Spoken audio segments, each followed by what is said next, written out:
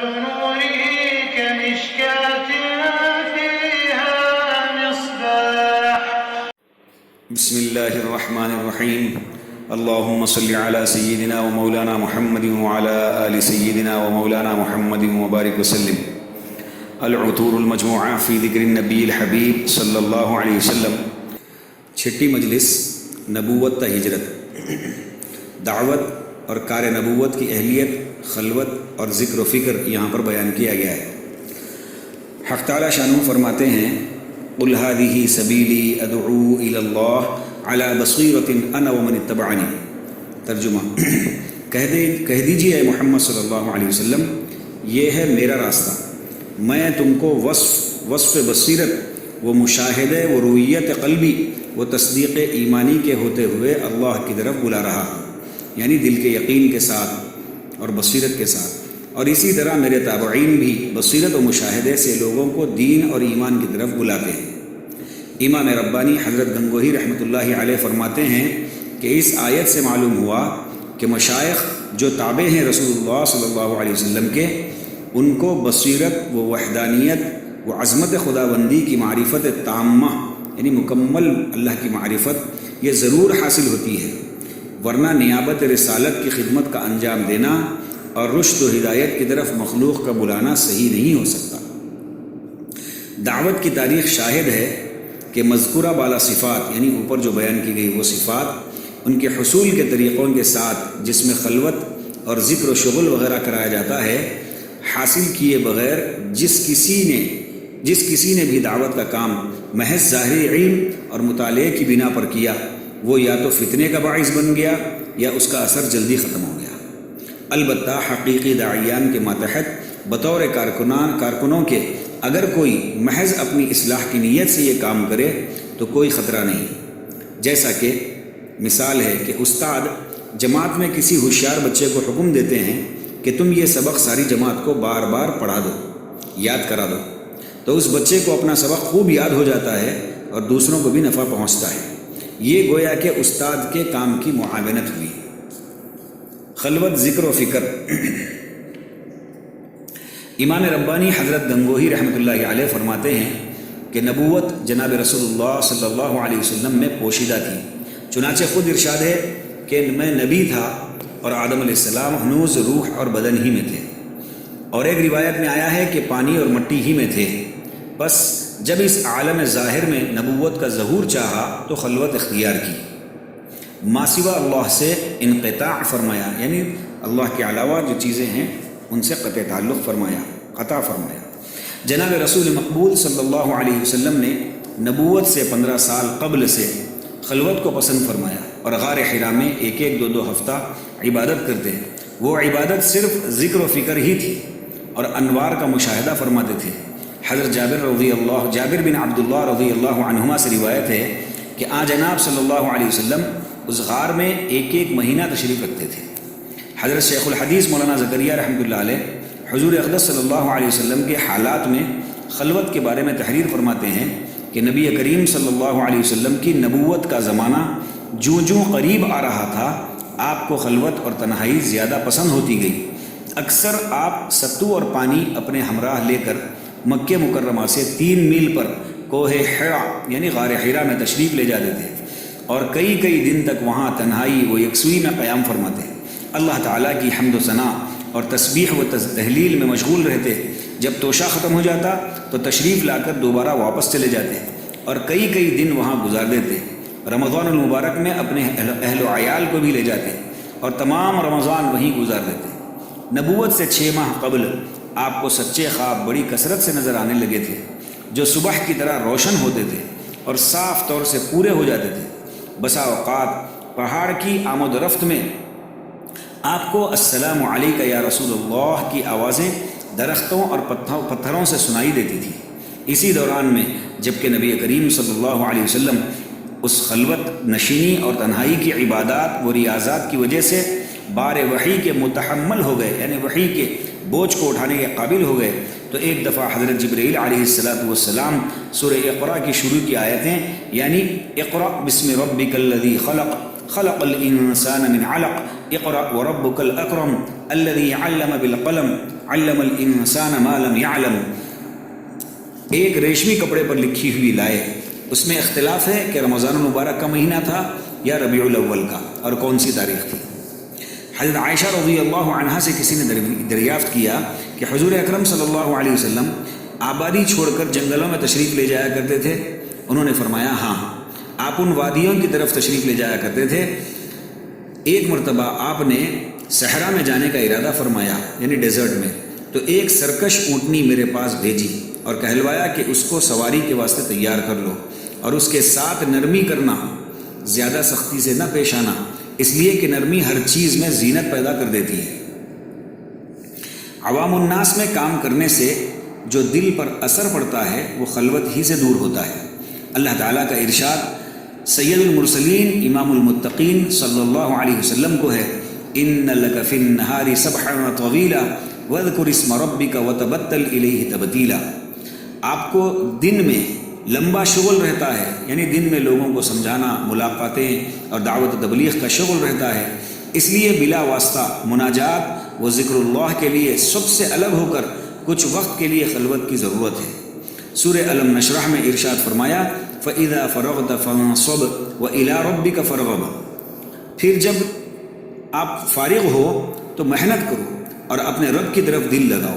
حضرت اقدس مولانا محمد الیاس صاحب کاندہ حلوی رحمۃ اللہ علیہ بانی جماعت تبلیغ فرماتے ہیں کہ انبیاء علیہم السلام جو کہ معصوم اور محفوظ ہیں اور علوم وہ ہدایت براہ راست حق تعالیٰ سے حاصل کرتے ہیں، لیکن جب ان کا تعلیمات و ہدایات کی تبلیغ میں ہر طرح کے لوگوں سے ملنا جلنا اور ان کے پاس آنا جانا ہوتا ہے تو ان کے مبارک اور منور قلوب پر بھی ان عوام الناس کی کدورتوں کا اثر پڑتا ہے. پھر تنہائی کے ذکر و عبادت کے ذریعے سے وہ اس گرد و غبار کو دھوتے ہیں. پھر ہم لوگوں کا جو عوام میں کام کرتے ہیں ان کو خلوت اور کثرت ذکر کی جس قدر حاجت ہے وہ ظاہر ہے. اس بارے میں حضرت دہلوی مولانا الیاس صاحب رحمۃ اللہ علیہ کے مفصل و مدلل ملفوظات اور تاکیدی ارشادات رسالہ ملفوظات میں ملاحظہ کریں. دعوت کی ابتدا اور کفار کی دشمنی. نبی کریم صلی اللہ علیہ وسلم اول مخفی طور پر لوگوں کو توحید کی تعلیم فرماتے رہے، لیکن جب آپ صلی اللہ علیہ وسلم نے دین کی تبلیغ میں یومن فیومن زیادتی فرمائی اور اہتمام شروع کیا، اسی وقت سے کفار مکہ کی عداوت شروع ہو گئی، یعنی دشمنیاں شروع ہو گئی. آپ کے لائے ہوئے پاکیزہ دین کی تعلیم سے وہ مسلمانوں میں اضافہ بھی ہوتا رہا، لیکن جوں مسلمانوں میں اضافہ ہوتا تھا بد باطن کافروں میں حسد کی آگ بہت زیادہ بڑھتی جاتی تھی. ابو طالب حضور صلی اللہ علیہ وسلم کی حمایت بھی فرماتے تھے، لیکن کفار کا از خود رفتہ جوش عداوت تکالیف پہنچانے سے باز نہیں رہتا تھا. مسلمانوں کی جماعت اول نہایت قلیل تھی، اس وجہ سے وہ عبادت الہی مخفی یعنی چھپ کر کرتے تھے، لیکن اس پر بھی جب ان کو عبادت کرتے ہوئے کوئی کافر اور مشرک دیکھ لیتا تو تمسخر کرتا، یعنی مذاق اڑاتا، تکلیف پہنچاتا اور مار پیٹ سے بھی باز نہ رہتا. بنو امیہ کا سردار ابو سفیان مسلمانوں کا سخت دشمن ہو گیا تھا اور اس کوشش میں رہتا تھا کہ جو شخص مسلمان ہو اس کو عرب کے گرم ریت پر لٹا دیا جائے اور کہہ دیا جائے کہ یا تو بتوں کی پرستش کرو ورنہ ملک عدم کی راہ لو. 3 سال تک حضور اکرم صلی اللہ علیہ وسلم اور آپ کے رفقا اسی طرح خاموشی سے اسلام کی تبلیغ اور اللہ کی عبادت کرتے رہے. 3 سال بعد قرآن پاک کی آیت وَأَنذِرْ عَشِيرَتَكَ الْأَقْرَبِينَ نازل ہوئی. اس آیت شریفہ میں آپ کو اپنے رشتہ داروں کو عذاب الہی سے ڈرانے کا حکم دیا گیا تھا. اس حکم کے نازل ہونے پر آپ کو اپنی قوم کی سرکشی کی وجہ سے ہر چند تشویش تھی، مگر حکم الہی کی تعمیل بھی ضروری تھی، اس لیے آپ نے دعوت کا اہتمام فرمایا اور اپنے سب اعزاء کو اس میں مدعو کیا. اول مرتبہ کوئی حرف زبان پر لانے کی نوبت بھی نہ آئی، کیونکہ تھوڑی سی مقدار کھانے کی 40 آدمیوں کو کافی ہو جانا خود اس بات کے لیے بہت کافی تھا کہ وہ نبی اکرم صلی اللہ علیہ وسلم کے مرتبے کی کھوج لگاتے اور آپ کے لائے ہوئے دین سے تعلق پیدا کرتے. مگر ابو لہب یہ کہہ کر سب کو اپنے ساتھ لے گیا کہ کھانے میں تو محمد صلی اللہ علیہ وسلم نے جادو کر دیا.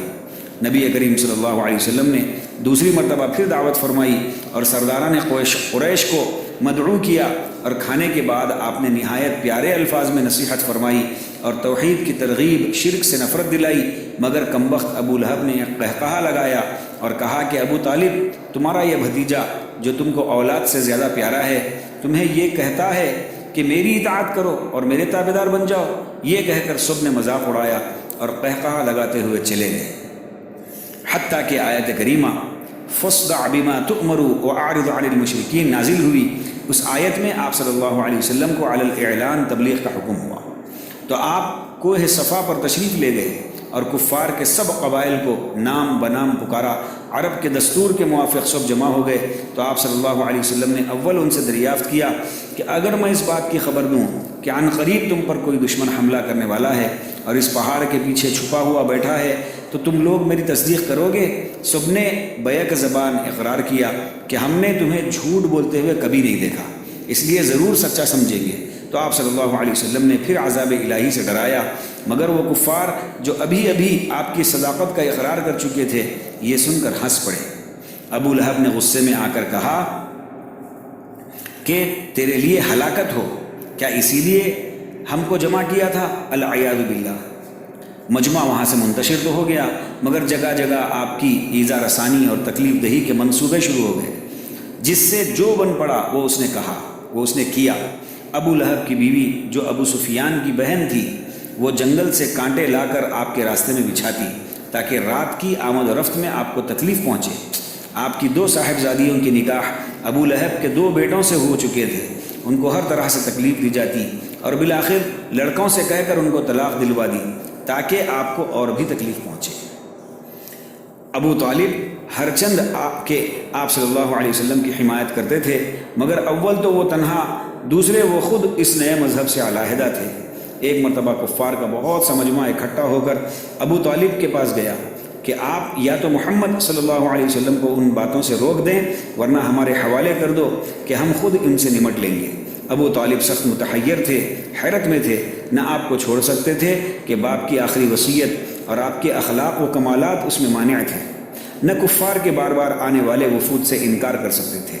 بالآخر ایک مرتبہ انہوں نے حضور اکرم صلی اللہ علیہ وسلم کو بلا کر بڑی لجاجت اور طویل گفتگو کر کے آپ صلی اللہ علیہ وسلم سے درخواست کی کہ آپ اپنے مقصد سے ہٹ جائیں اور دعوت دین کے کام کو چھوڑ دیں، مگر آپ صلی اللہ علیہ وسلم نے نہایت ہی استقلال سے فرمایا کہ میرے چچا، اگر کفار مکہ میرے ایک ہاتھ میں آفتاب اور دوسرے ہاتھ میں چاند رکھ دیں تب بھی میں اپنا کام نہیں چھوڑ سکتا، یہاں تک کہ اللہ جل شانہ دینی مقصد کو پورا فرما دیں یا میں شہید ہو جاؤں۔ نبی اکرم صلی اللہ علیہ وسلم نے اندازہ فرما لیا تھا کہ اب چچا جان بھی حفاظت سے عاجز ہو گئے، مگر اس کے باوجود آپ صلی اللہ علیہ وسلم کے اطمینان میں کوئی فرق نہیں آیا۔ کفار مکہ جو اپنی کوششوں میں ناکام ہوتے تھے اتنے ہی ان کا غصہ بڑھتا جاتا تھا، جس اذیت اور تکلیف کے دینے پر قادر ہوتے اس میں کسر نہ چھوڑتے تھے۔ بالخصوص نماز کی حالت میں آپ صلی اللہ علیہ وسلم کو خاص طور پر ستاتے تھے۔ ایک مرتبہ نماز پڑھتے ہوئے سجدے کی حالت میں چند لوگوں نے مل کر آپ کی کمر مبارک پر اونٹ کا پٹیا یعنی اوجھڑی رکھ دی، جس کی بوجھ کی وجہ سے آپ کو سجدے سے اٹھنا مشکل ہو گیا، اور جب آپ سر نہ اٹھا سکے تو خوب قہقہا لگایا۔ آپ پر راستے میں پتھر مارے جاتے تھے، نجاست اور گندگی ڈالی جاتی تھی، اور اسی پر بس نہ تھا بلکہ قتل کرنے کی تدابیر ہر وقت کی جاتی۔ حضرت بلال اور دیگر صحابہ پر ظلم، خود جب نبی اکرم صلی اللہ علیہ وسلم کے ساتھ یہ معاملہ تھا تو آپ کے رفقا مسلمان صحابہ رضی اللہ عنہم کا تو ذکر ہی کیا، جبکہ ان حضرات کو تکلیف دینے میں کوئی معنی بھی نہ تھا۔ حضرت بلال رضی اللہ عنہ کو روزانہ دوپہر کے وقت ریت پر لٹا کر ببول کے درخت کے کانٹے چبوائے جاتے اور سینے پر ایک سخت پتھر رکھ دیا جاتا تاکہ آپ تڑپ بھی نہ سکیں۔ چاروں طرف آگ جلا دی جاتی تاکہ اسی حالت میں مر جائیں یا محمد صلی اللہ علیہ وسلم پر ایمان لانا چھوڑ دیں۔ لیکن جب یہ تمام صورتیں بیکار ہو گئی تو رات کو زنجیر میں باندھ کر چند لوگ باری باری کوڑے مارتے تھے تاکہ اگلے روز یہ زخم دھوپ میں گرم ہو کر تکلیف پہنچائیں اور سوزش پیدا کریں، مگر اس اللہ کے مخلص بندے کی زبان سے احد احد کے سوا کچھ نہ نکلتا تھا۔ حضرت عمار اور ان کے والد حضرت یاسر رضی اللہ عنہما کے ساتھ بھی یہ معاملہ ہوتا کہ روزانہ ان کو دھوپ میں لٹا کر گرم ریت کے ذریعے ان کو تکلیف دی جاتی۔ آخر حضرت یاسر رضی اللہ عنہ اس کا تحمل نہ کر سکے اور چند روز میں انتقال کر گئے۔ حضرت عمار کی والدہ کے ابو جہل نے شرمگاہ پر ایک برچھی ماری جس سے وہ شہید ہو گئی۔ نبی اکرم صلی اللہ علیہ وسلم ان احوال کو دیکھتے تھے، مگر خود آپ کی یا اور کسی کی بھی مجال نہ تھی کہ کسی کی اعانت کر سکے۔ بہرحال جب صحابہ کرام رضی اللہ عنہم پر حد سے زائد تکالیف کی بارش ہونے لگی تو حضور اکرم صلی اللہ علیہ وسلم نے ان کو مکہ چھوڑ کر کسی دوسری جگہ چلے جانے کی اجازت مرحمت فرما دی۔ بہت سے لوگوں نے حبشے میں جا کر اقامت فرمائی، اور شاہ حبشہ جس کا نام اصحمہ اور لقب نجاشی تھا کے پاس جا کر سکون و آرام کی زندگی بسر کرنے لگے۔ یہ حبشہ کی پہلی ہجرت تھی جو نبوت کے 5ویں سال ماہ رجب میں ہوئی۔ اس جماعت میں 11 یا 12 مرد اور 4 یا 5 عورتیں تھیں۔ اس کے بعد صحابہ کرام رضی اللہ عنہم کی ایک اور جماعت حبشہ گئی جس میں 83 مرد اور 18 عورتیں شامل تھیں۔ یہ حبشہ کی دوسری ہجرت کہلاتی ہے۔ کفار مکہ اپنی حماقت سے اس کوشش میں بھی لگے رہے کہ وہاں سے بھی یہ مظلوم نکال دیے جائیں، مگر وہ ساری تدابیر بیکار رہی۔ نبی اکرم صلی اللہ علیہ وسلم بنفس نفیس خود مکہ معظمہ میں مقیم رہے اور ہر قسم کی تکلیف برداشت فرماتے رہے۔ 6 سال کامل یہی مشقت اور تکالیف برداشت کرتے ہوئے گزر گئے۔ یکم محرم 7 نبوی میں یعنی نبوت کے 7ویں سال میں کفار مکہ نے ایک نئی تجویز ایذا رسانی کی یعنی تکلیف کی نکالی کہ حضور اقدس صلی اللہ علیہ وسلم کے تمام کنبے کو برادری سے الگ کر کے شعب ابی طالب میں محبوس کر دیا جائے، یعنی اسی میں کنٹینٹ کر دیا جائے، بند کر دیا جائے۔ عام لوگوں کا کھانا پینا بھی ان حضرات کے ساتھ بند تھا۔ اس گھاٹی سے باہر نکلنے کی اجازت نہ تھی، نہ ہی کسی دکاندار سے کسی چیز کے خریدنے کی اجازت تھی، نہ وہاں کھانے پینے کا کوئی سامان لے جانے کی اجازت۔ خود ان حضرات کے پاس کھانے پینے کا جو سامان تھا وہ کچھ دن بعد جب ختم ہو گیا تو اس کے بعد فاقے پر فاقے شروع ہوئے۔ بچے اور عورتیں بھوک کی شدت سے بےتاب ہو گئے۔ کفار کا یہ معاہدہ زبانی معاہدہ نہ تھا اور 1-2 آدمیوں کی قرارداد نہ تھی، بلکہ تمام سرداران مکہ کے اس پر دستخط کرائے گئے تھے۔ اس معاہدے کا لکھنے والا منصور ابن عکرمہ عبدری تھا۔ حق تعالیٰ کی طرف سے اس کو یہ سزا ملی کہ اس کے ہاتھ شل ہو گئے، لیکن جب بدبختی غالب ہوتی ہے تو کوئی بات بھی دل پر اثر نہیں کرتی۔ جب 3 سال کامل اسی مجاہدے کو ہو گئے اور اس امتحان میں مسلمان کامیاب ہو گئے تو اللہ تعالیٰ کی بے پایاں رحمت نے چند لوگوں کے دلوں میں اس معاہدے کی مخالفت پیدا فرما دی، اور خود کفار و مشرکین میں سے چند لوگ ایسے اٹھ کھڑے ہوئے جن کو نبی کریم صلی اللہ علیہ وسلم اور مسلمانوں پر ترس آ گیا۔ ابھی یہ بات چل ہی رہی تھی کہ نبی اکرم صلی اللہ علیہ وسلم کو بذریعہ وحی اس کی اطلاع ملی کہ وہ کاغذ جس پر معاہدہ لکھا ہوا ہے اس کو دیمک کھا گئی ہے، اور صرف وہ جگہ صحیح سالم باقی رہ گئی جس پر اللہ پاک کا نام ہے۔ ابو طالب نے اس موقع پر قریش کے سرداروں سے کہا کہ مجھے محمد صلی اللہ علیہ وسلم نے خبر دی ہے کہ وہ کاغذ دیمک کھا گئی ہے۔ اب فیصلہ اسی پر ہے، اگر واقعی وہ معاہدہ دیمک کی نظر ہو گیا تو اب تم اپنی حرکت سے باز آ جاؤ۔ معاہدے کو دیکھا تو واقعی ایسا ہی ہو چکا تھا۔ جن لوگوں کو پہلے سے مخالفت کا خیال پیدا ہو چکا تھا ان کو تقویت ہوئی، اور 3 برس بعد یہ سب حضرات اس ابتلا سے نکلے، یعنی اس آزمائش سے نکلے۔ مگر اس کے قریب ہی آپ پر ایک کے بعد دیگرے، ایک کے بعد ایک 2 سخت صدمے پیش آئے۔ ایک آپ کے چچا ابو طالب کا انتقال تھا، جن کا وجود کفار مکہ کی بہت سی تکلیفوں کو روکنے والا تھا۔ دوسرا صدمہ آپ کی جانثار مونس بیوی حضرت خدیجہ رضی اللہ عنہا کا انتقال تھا۔ یہ سال مسلمانوں میں عام الحزن، غم کا سال سے تعبیر کیا جاتا ہے کہ اس ظاہری اعانت اور رفاقت کا سہارا بھی جاتا رہا، مگر نبی اکرم صلی اللہ علیہ وسلم کو باوجود تمام تکالیف اور اذیتوں کے اور باوجود صدمات اور رنج و غم کے اپنے اللہ کے ساتھ لگاؤ اور اس کے دین کی اشاعت اور تبلیغ سے کوئی چیز بھی ہٹانے والی نہ تھی۔ کفار مکہ ہر وقت آپ کو مجنون، دیوانہ، کاہن، جادوگر، شاعر وغیرہ وغیرہ القاب سے پکارتے، طعنے دیتے تھے، مگر حضور اکرم صلی اللہ علیہ وسلم ہر وقت ان کی فلاح و بہبود اور مسلمان ہو جانے کی فکر میں لگے رہتے۔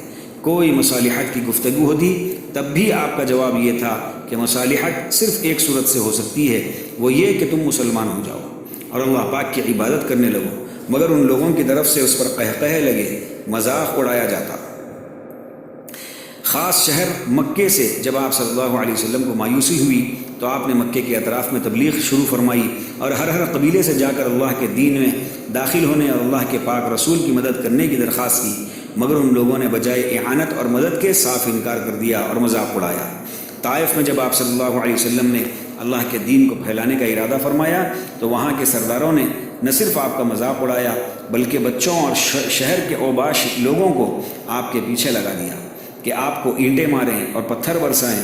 اس پتھراؤ کے بعد آپ کے دونوں جوتے خون کے بہنے کی وجہ سے سرخ رنگین ہو گئے۔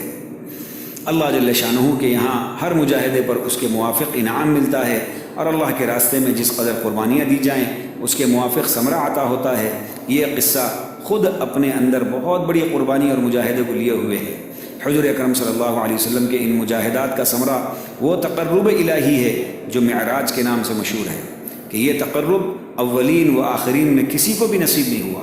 اسی معراج میں مسلمانوں کو ایک انتہائی عظیم الشان تحفہ یہ دیا گیا کہ ان پر 5 وقت کی نمازیں فرض کر دی گئی، جو حق تعالیٰ سے مناجات کا ذریعہ بھی ہے اور سب سے اہم عبادت بھی۔